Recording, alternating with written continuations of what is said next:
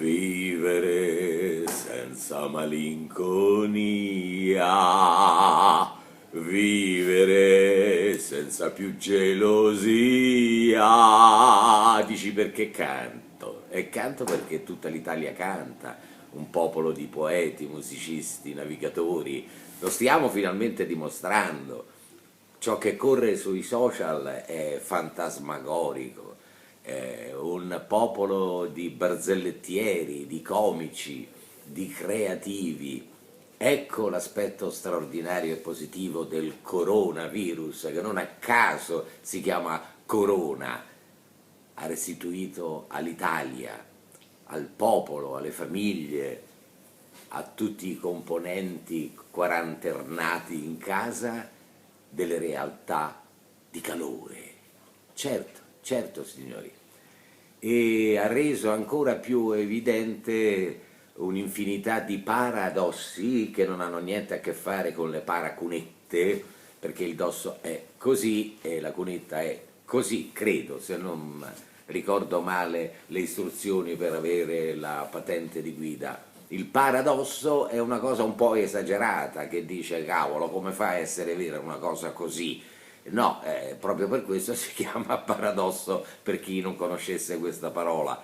E qual è che al di là del calore ritrovato delle famiglie, dei focolari, della creatività nazionale, nasce una riflessione insolita, maramaldeggiante da Maramaldo, colui che si muove e si agita e dice cose un po' sopra le righe. E qual è? I divieti. Mi ricordo quando ero piccino c'erano i cinema vietati ai minori di 14 anni, ai 16 anni e ai 18 anni.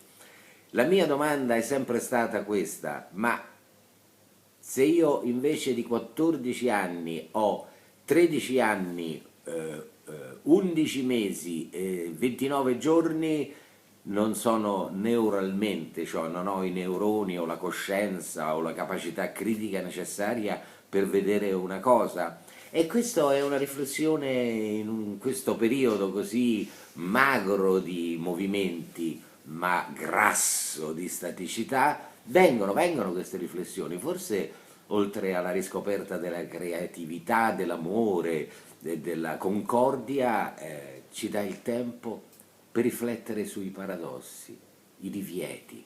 Quanti divieti ci sono? Forse troppi.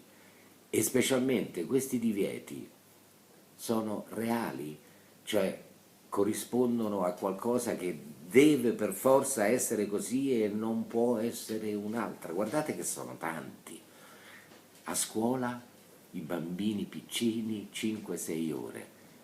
Ma stiamo scherzando?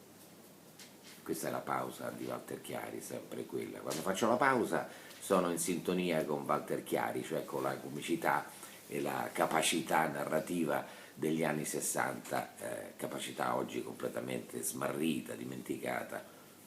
I bambini 6 giorni, 6 giorni sì e 6 ore a scuola, ragazzi, ma facciamoli giocare questi bambini. È un imperativo legato a quella che è la dimensione reale della funzione organica di un bambino.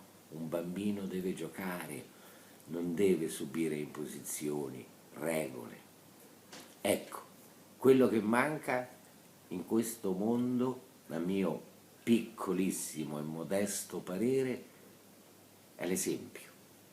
Ed ecco perché italiani, italiani, usiamo questa corona per trasmettere ai nostri figli l'esempio. E quindi in queste lunghe ore chiusi nella gabbia, cosa trasmettiamo ai nostri figli? Tenerezza, simpatia, gioco, rispetto, amore? Perché è questo forse che mancava all'Italia e a tutto il mondo, non trovate?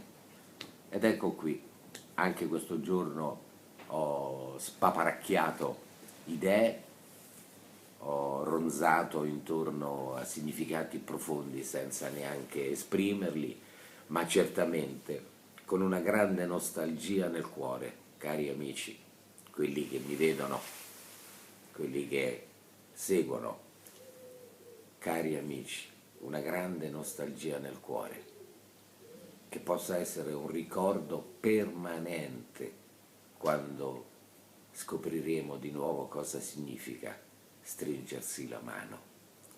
A domani.